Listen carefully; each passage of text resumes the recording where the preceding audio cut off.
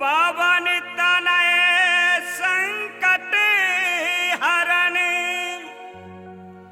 मंगल मूरति रूप राम लखन सीता सहित हृदय बसहु सुरभूप।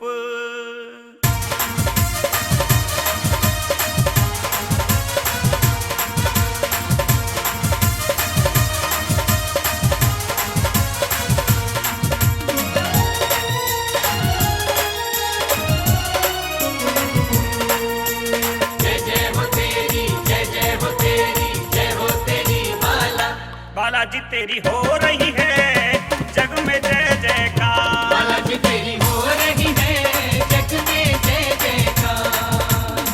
तीन लोक में डंका बाजे कांधे मूंज जनेऊ साजे सिर पे तेरे मुकुट विराजे सिर पे तेरे मुकुट विराजे शंकर के अवतार। बालाजी तेरी हो रही है जग में जय जयकार। बालाजी तेरी हो रही है जग में जय जयकार।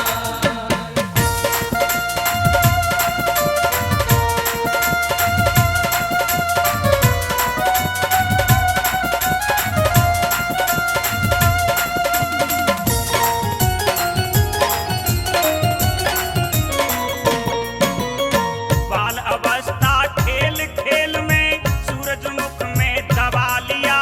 सूरजमुख में दबा लिया। सूरजमुख में दबा लिया।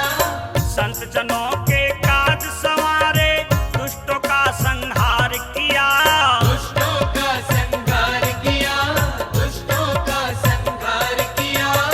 जिसने तेरा नाम लिया है जिसने तेरा नाम लिया है कर दिया उद्धार। बालाजी तेरी हो रही है जग में जय जयकार। बालाजी तेरी हो रही है जग में जय जयकार।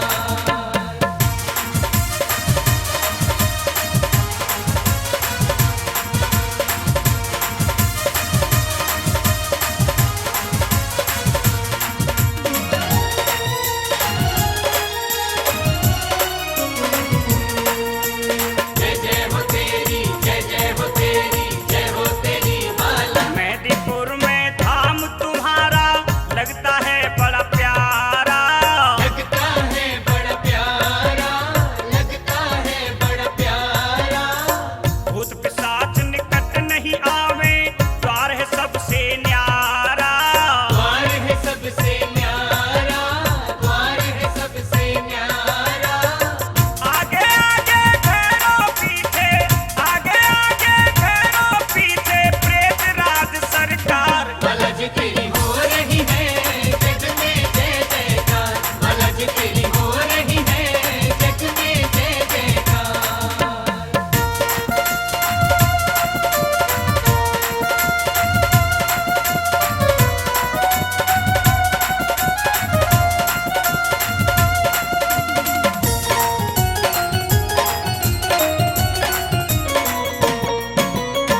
संकट मोचन नाम तुम्हारा पल में संकट हर लेते।